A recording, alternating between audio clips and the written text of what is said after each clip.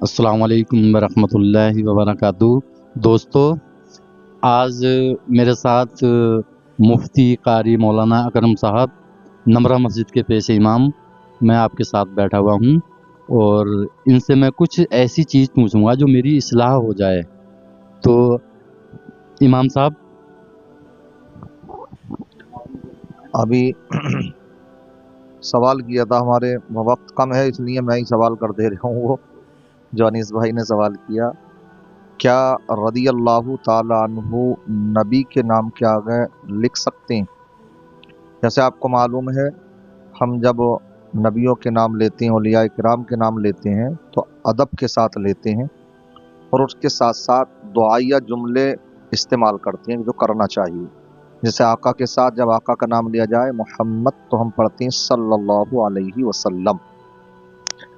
دیگر انبیاء کرام علیہم الصلاۃ والتسلیم کے ناموں کے ساتھ میں ہم پڑھتے ہیں علیہ السلام، اور بہت سے انبیاء کرام ہوتے ہیں تو علیہم السلام۔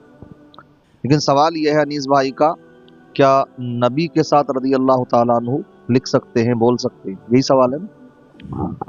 تو دیکھیے، لغوی معنی کے لحاظ سے اگر ہم دیکھیں تو رضی اللہ تعالیٰ عنہ کا مطلب ہوتا اللہ ان سے راضی ہوا، تو ہم کہہ سکتے ہیں لغوی معنی کے لحاظ سے۔ لیکن جو اصطلاح ہے، اور اصطلاح بھی ایسی کہ اب اس کا التزام تک ہی ہو چکا، خاص کر کے انہی کے ساتھ خاص ہے یہ کہ نبیوں کے ساتھ علیہ السلام اور انبیاء کرام کے ساتھ علیہم السلام ہو گیا، اور پیارے آقا کے ساتھ صلی اللہ علیہ وسلم، اولیاء کرام صحابہ کرام کے ساتھ رضی اللہ تعالی عنہ، اور دیگر اولیاء کرام کے ساتھ رحمت اللہ تعالی علیہ وغیرہ۔ تو اس طرح سے ہم یہ استعمال کرتے ہیں دعائیہ جملے۔ لیکن پھر بھی اگر کوئی ایک دوسرے کی جگہ پر استعمال کر دیتا ہے، سبقت لسانی کی بنیاد پر ہو جائے یا ویسے ہی دھوکے سے ہو جائے، تو اس میں ایسا کوئی حرج بھی نہیں ہے کہ جس سے کہ کوئی وہ گناہگار ہو یا اس پر کوئی گناہ کا کوئی فتویٰ لگے، ایسا بھی نہیں۔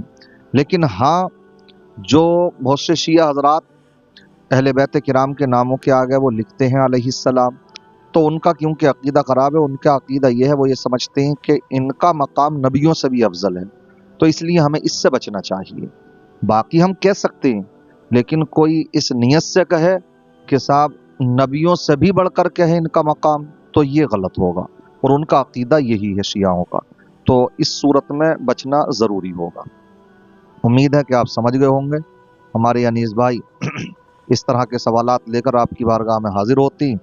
آپ سے گزارش ہے کہ جڑے رہیں، اس طرح کی باتوں کو شیئر کریں تاکہ دوسرے ہمارے مومن بھائیوں کو یہ پیغام پہنچے اور زیادہ سے زیادہ معلومات حاصل ہو۔ اگر آپ کو یہ باتیں ٹھیک لگ رہی ہیں، آپ سمجھ رہے ہیں کہ ہمارے علم میں اضافہ ہوا، تو آپ ان باتوں کو دوسروں تک پہنچائیے۔ اللہ تعالی ہم سب کو علم و عمل کی دنیا سے مالا مال فرمائے۔ السلام علیکم ورحمۃ اللہ۔